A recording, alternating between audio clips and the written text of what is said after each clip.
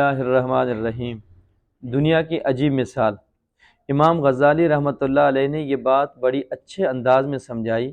وہ فرماتے ہیں کہ ایک آدمی جا رہا تھا، ایک شیر اس کے پیچھے بھاگا۔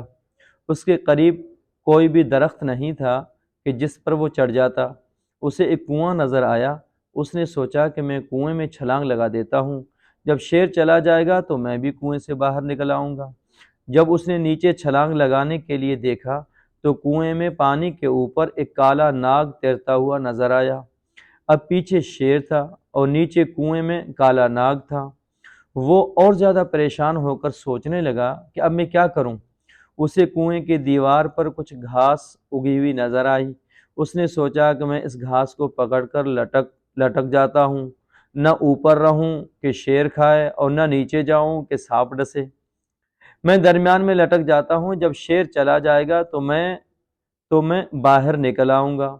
تھوڑی دیر کے بعد اس نے دیکھا کہ ایک کالا اور ایک سفید چوہا دونوں اسی گھاس کو کاٹ رہے ہیں جس گھاس کو پکڑ کر وہ لٹک رہا تھا۔ اب اسے اور زیادہ پریشانی ہوئی۔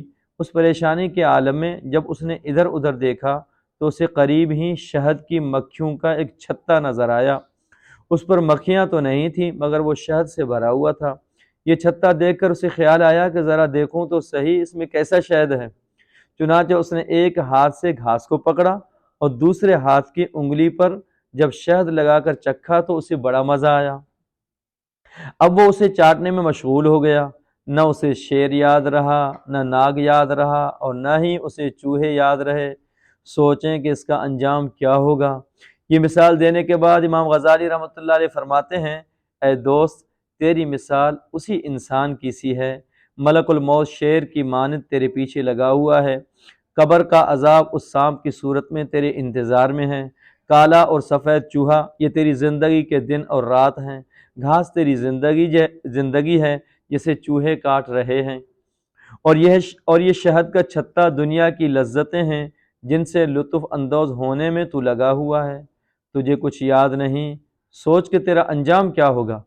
واقعی بات یہی ہے کہ انسان کی لذتوں میں پھنس کر اپنے رب کو ناراض کر لیتا ہے۔